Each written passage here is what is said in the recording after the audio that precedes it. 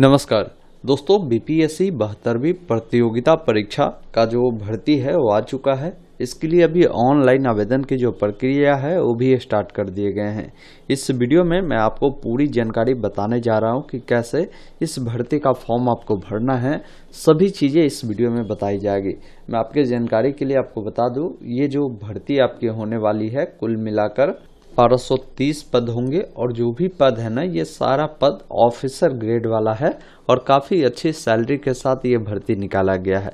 बात करें फॉर्म भरने के लिए आपकी योग्यता क्या है, तो कम से कम आप ग्रेजुएशन पास होने चाहिए, ये ध्यान रखिएगा, तो आप फॉर्म को अप्लाई कर सकते हैं। बाकी की इसका जो भी डिटेल जानकारी है आप गूगल ओपन करें, गूगल में लिखे ऑनलाइन अपडेट STM, ये जो वेबसाइट है ऑनलाइन अपडेट STM.in का मिलेगा, इसे ओपन करेंगे। लेटेस्ट जॉब में ही बीपीएससी 72वीं वैकेंसी का लिंक मिलेगा, जिस पर क्लिक करेंगे। यहाँ पर भी आपको जानकारी मिल जाएगी। जैसे ऑनलाइन आवेदन आज से आरंभ हुई है, 31 मई तक आप आवेदन कर पाएंगे। बाकी और भी जो जानकारी है, जैसे आपकी योग्यता को लेकर उम्र आपकी न्यूनतम जो है 21 वर्ष होनी चाहिए, आपकी जो लंबाई होगी 5 फीट 5 इंच होनी चाहिए और चेस्ट जो है यहाँ पर 32 इंच बोला गया है। मैक्सिमम उम्र किस कैटेगरी के लोगों के लिए क्या है, एप्लीकेशन फीस 100 रुपये है, वो भी जानकारी देखने को मिलेगा। और यहीं पर ऑनलाइन अप्लाई का डायरेक्ट लिंक दिया गया है, आप इस पर क्लिक करेंगे, आप आ जाएंगे बीपीएससी का ऑफिशियल वेबसाइट पर। अब देखिए, बीपीएससी का अगर आपने कोई भी फॉर्म पहले से भरा होगा तो आपका OTR ऑलरेडी होगा। तो वैसे स्थिति में आप अपना या तो रजिस्टर ईमेल आईडी यानी फॉर्म भरने में जो दिया था उससे, या अपना मोबाइल नंबर, या आपको जो OTR नंबर मिला है उससे डालकर पासवर्ड को डालकर लॉगिन करेंगे। लेकिन कुछ बच्चे ऐसे हैं जो पहली बार मान लीजिए इस भर्ती का फॉर्म भरने आए हैं, तो उनको एक ऑप्शन मिलता है न्यू रजिस्ट्रेशन का, जिस पर क्लिक करेगा सभी गाइडलाइन देखने को मिलेगा। पहले इसको आपको क्लोज करना है। अब यहाँ पर आपको अपना ईमेल आईडी देना है। यहाँ पर गेट OTP के विकल्प पर क्लिक करना है। ईमेल पर OTP आएगा, उसको यहाँ पर फिल करके वेरीफाई करेंगे। अपना मोबाइल नंबर डालेंगे, उस पर भी OTP अनवाकर उसको भी वेरीफाई करना है। एक पासवर्ड बनाना होगा और उसी पासवर्ड को कंफर्म करना होगा। पासवर्ड जब भी बनाए तो ABCD का बड़ा अक्षर, कोई भी छोटा अक्षर, कोई भी सिंबल, कोई भी अंक आप जरूर उपयोग करें। उसी पासवर्ड को दोबारा से आपको कंफर्म करना है।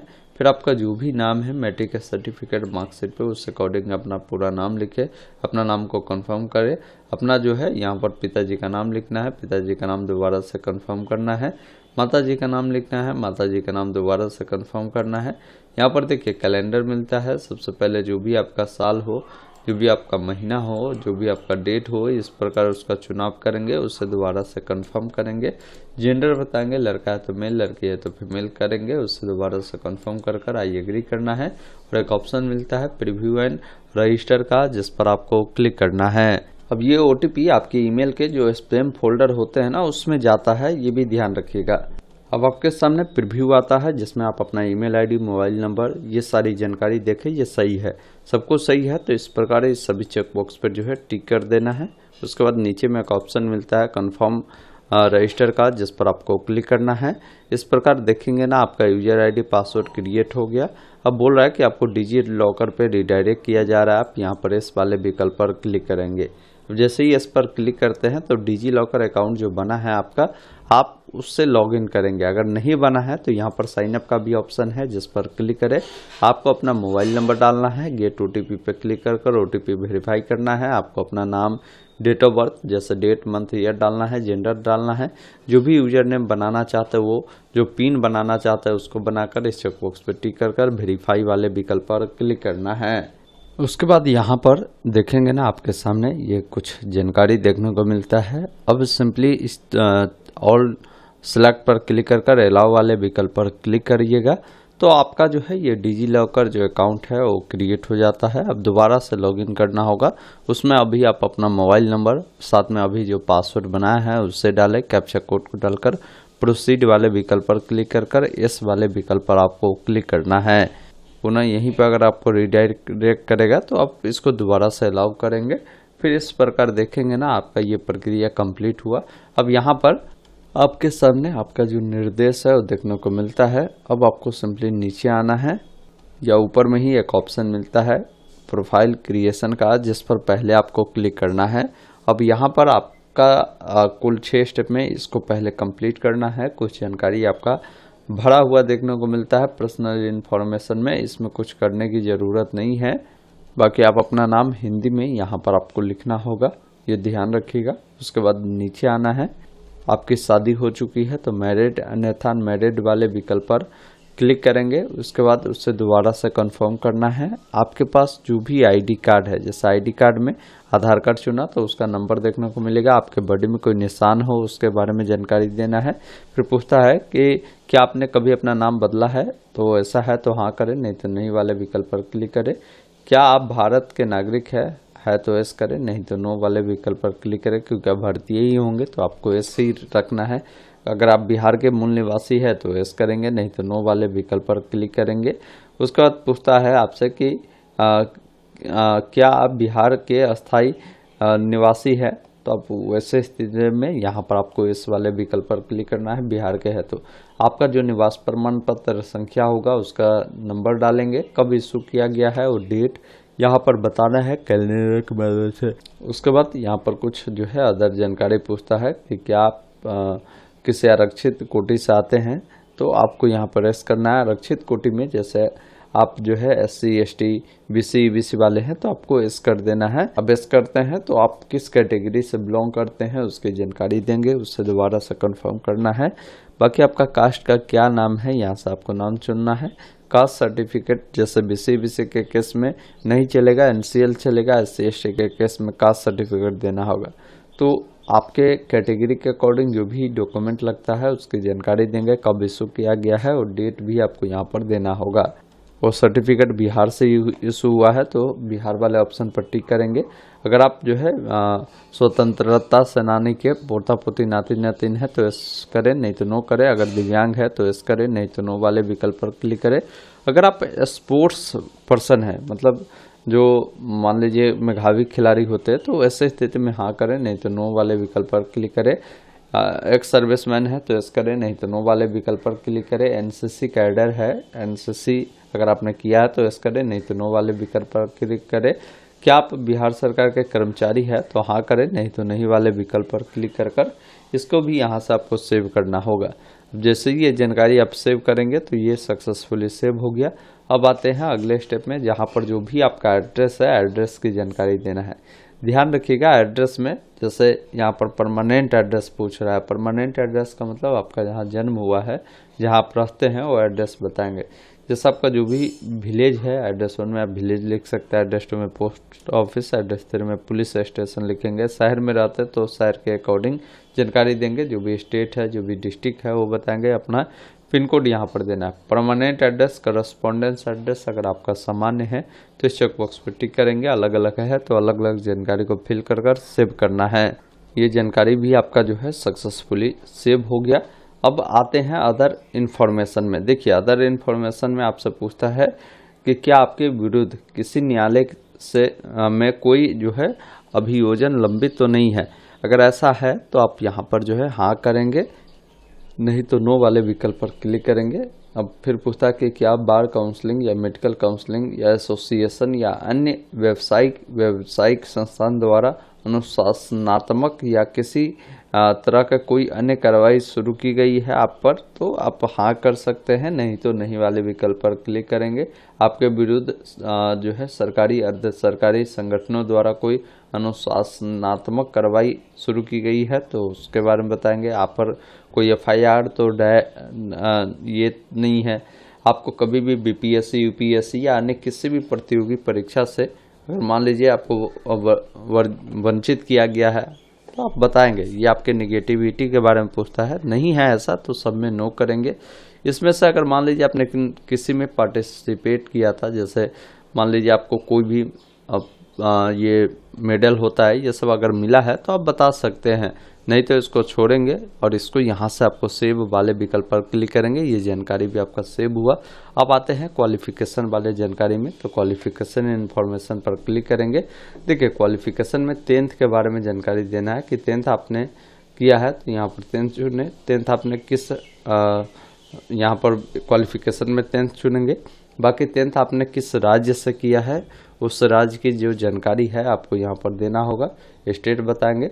जो भी आपका बोर्ड है जिससे मैट्रिक किया है उस बोर्ड का नाम चुनेंगे।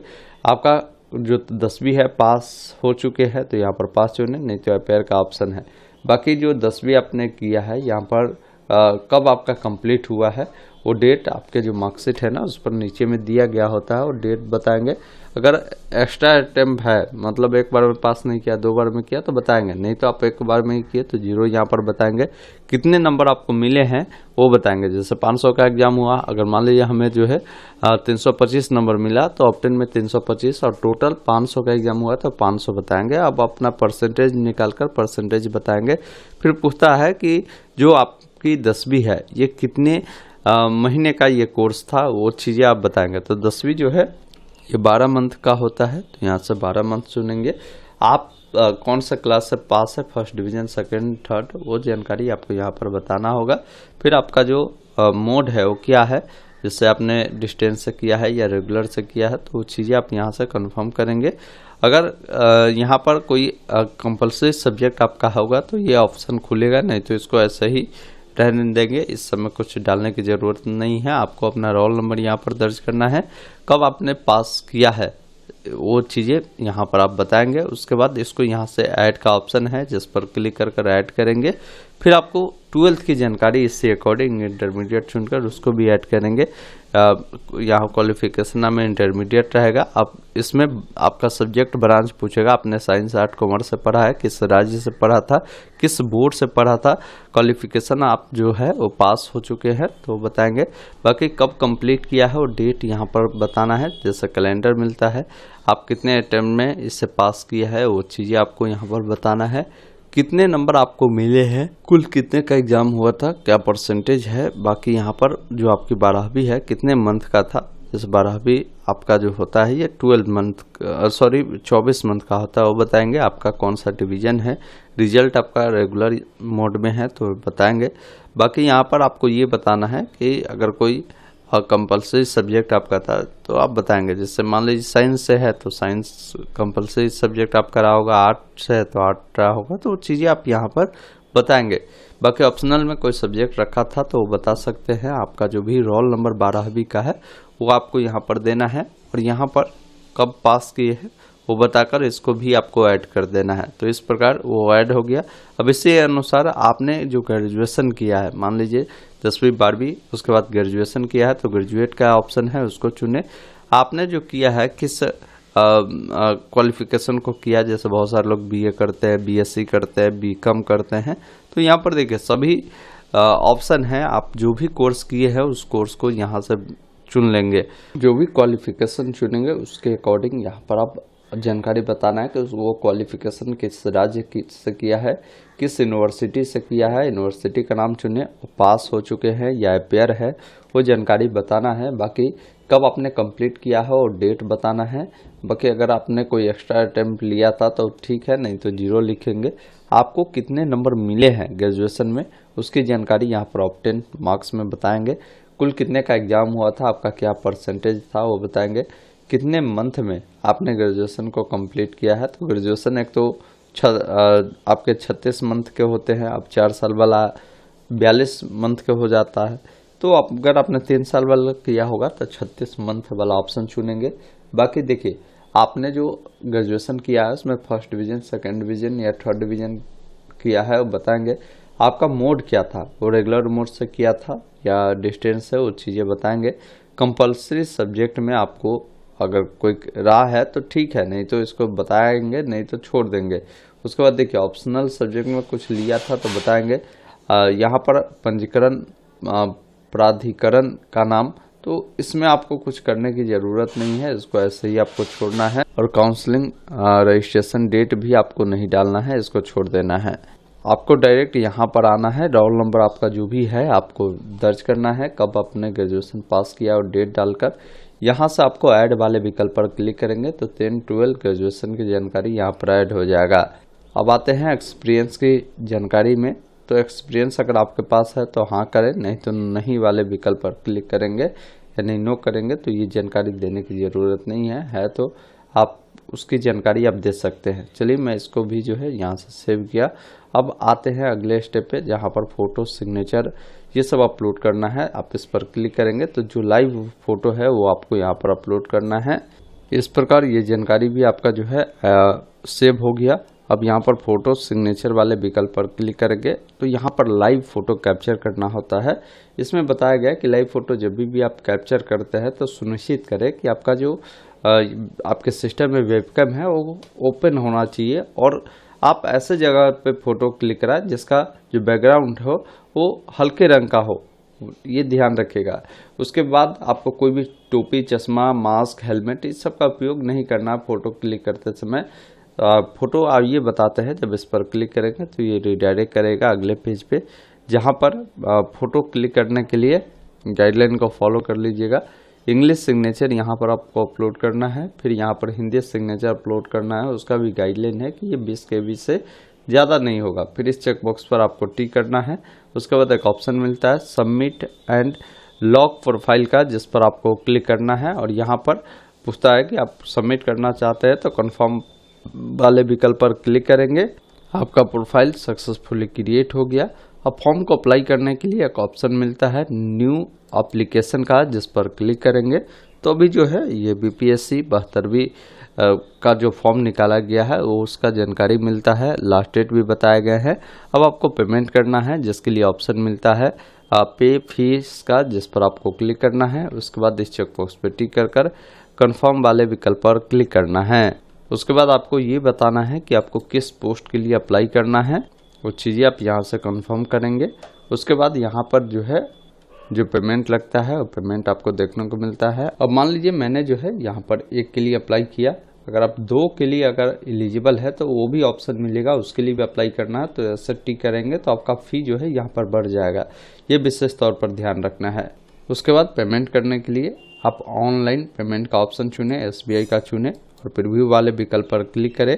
कन्फर्म एंड पे वाले विकल्प पर क्लिक करना है। पेमेंट करने का मल्टीपल ऑप्शन है, आप जिस भी माध्यम से पेमेंट करना चाहे उस माध्यम को चुनेंगे। अब UPI QR कोड मैं चुना और पे नाउ वाले विकल्प पर क्लिक करना है। अब इसका पेमेंट करने के लिए आप इसको स्कैन करेंगे, पेमेंट करेंगे। अब जैसे ही आपका पेमेंट प्रक्रिया पूरा होता है ये ऑटोमेटिक रिडायरेक्ट करेगा अगले पेज पर। इसमें कहीं भी छेड़छाड़ करने की ज़रूरत नहीं है, थोड़ा सा वेट करेंगे। बताया भी कि पेमेंट आपका सक्सेसफुली हो गया। अब अगर प्रिंट लेना है तो यहाँ पर कंटिन्यू पर क्लिक कर इसका आप जो है पेमेंट का प्रिंट ले सकते हैं। अब फॉर्म को अप्लाई करने के लिए न्यू एप्लीकेशन पर आपको क्लिक करना है।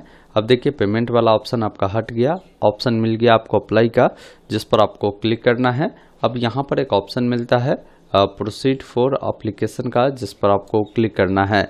उसके बाद आपका जो भी जानकारी है यहाँ पर देखने को मिलता है।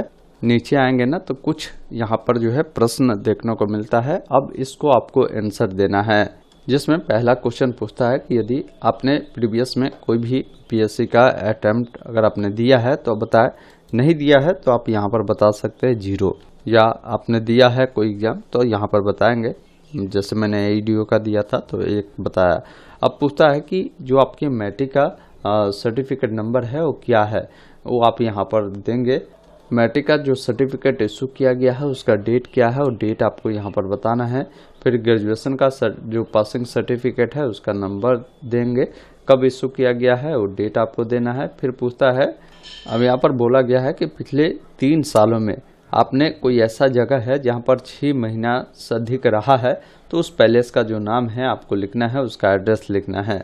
उसके बाद पूछ रहा है कि आप इंटर करें कि कब से आपने उस एड्रेस पर रहा है और कब तक रहा है, वो भी डेट आपको यहाँ पर बताना होगा। जिसमें आपको 2 एड्रेस मांग रहा है। हालांकि देखिए यहाँ पर एक आपको एड्रेस तो देना ही होगा 3 साल में जो आपने 6 महीना जहाँ रहा है, लेकिन अगर मान लीजिए आप ऐसा 3 साल में हो सकता है कि आप अपने घर पर भी रहे हैं 6 महीना से ज़्यादा। आप मान लीजिए पटना में पढ़ाई करते हैं तो पटना में भी रहे हैं, तो आप 2 एड्रेस दे सकते हैं, नहीं तो आप एक ही दे, और इन ऑप्शन को आप छोड़ सकते हैं। फिर आपको नीचे आना है। अब 12-13 नंबर ऑप्शन में आएंगे ना तो बोलता है कि 2 ऐसे पर्सन का नाम आप दीजिए जो आपको 6 महीना से अधिक से जानता हो, बट वो आपका रिलेशन में नहीं हो, आपका रिलेटिव भी नहीं हो। ऐसे लोग जैसे आपका हो सकता है कोई दोस्त हो या कोई आपकी मोहल्ला के व्यक्ति हो जो आपको जान रहा हो, तो वैसे व्यक्ति का नाम, साथ में उनका फुल एड्रेस भी आपको लिख देना है 2 व्यक्ति का, और एक व्यक्ति का यहाँ दे दीजिए, दूसरा को यहाँ दे दीजिए। इस प्रकार जानकारी को देकर यहाँ से अप्लाई वाले विकल्प पर क्लिक करेंगे। उसके बाद जैसे ही अप्लाई वाले विकल्प पर आप क्लिक करते हैं तो अब बोलता है डॉक्यूमेंट दीजिए। डॉक्यूमेंट में आपका जो 10वीं का जो मार्कशीट है उसको यहाँ पर आपको जो है अपलोड वाले विकल्प पर जाकर अपलोड करेंगे। 150 KB के अंदर में होगा। रेसिडेंशियल प्रूफ में आप अपना निवास प्रमाण पत्र को अपलोड करेंगे। बाकी अगर पहले से अपलोड होगा तो जानकारी दिखाएगा भी। अब देखिए लाइव फोटो कैप्चर करना है, जिसके लिए ऑप्शन आपको दिए गए हैं कैप्चर लाइव फोटो, जिस पर क्लिक करें। फिर ऑटोमेटिक ये जो है कैमरा को ओपन करता है। कैमरा को आप बस यहाँ से अलाउ कर दीजिएगा। जैसे आप अलाउ करेंगे ना तो ये कैमरा ओपन आपका हो जाता है। अब इस बीच में अपने फेस को रखना है और यहाँ से फोटो को कैप्चर करना है। फिर आपका फोटो कैप्चर हो जाएगा। इस एग्री वाले विकल्प पर क्लिक करना है। आपका जो सिग्नेचर है वो देखने को मिलता है। करेंट में आप किस पैलेस से इस फॉर्म को भर रहे हैं, पैलेस का नाम लिखेंगे और सबमिट एप्लीकेशन पर आपको क्लिक करना है। आपका जो फॉर्म है सक्सेसफुली सबमिट होगा। फिर इसका प्रिंट लेकर अपने पास सुरक्षित रख लेंगे। इस प्रकार मैंने बात किया BPSC 72वीं प्रतियोगी परीक्षा का जो फॉर्म है आपको कैसे भरना है। मैंने सारा स्टेप आपको बताया। फिर भी कोई डाउट है कमेंट बॉक्स में ज़रूर लिखिए। बाकी आप इसकी बेहतरीन तैयारी के लिए इनका पहले सिलेबस देखिए और अब एग्ज़ाम की तैयारी में आप जुट जाइए, क्योंकि अगर आप चाहते हैं इसमें बेहतर परफॉर्मेंस करना, इसमें सिलेक्शन पाना, तो बेहतर तैयारी आपको ज़रूरी होगा, उसको करना होगा। धन्यवाद। जय हिंद।